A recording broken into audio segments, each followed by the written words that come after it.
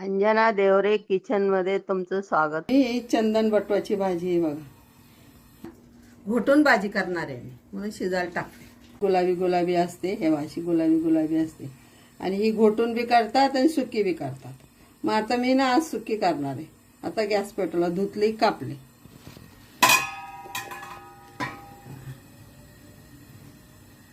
असं तेल टाकायचं,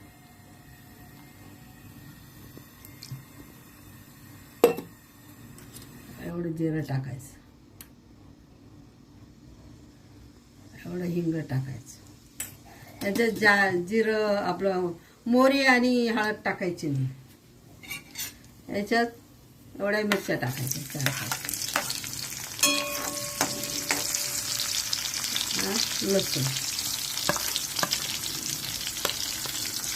पाणी टाकायचं नाही भाजीला, कच्ची भाजी असते।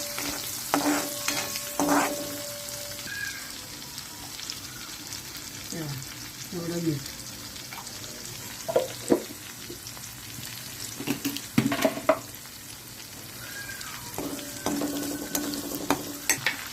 आता त्याच्यावर ही बाई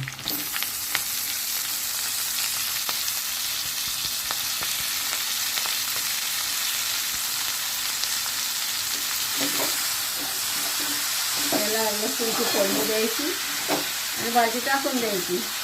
पाणी वगैरे टाकायचं नाही, कारण ही भाजी लगेच शिजते।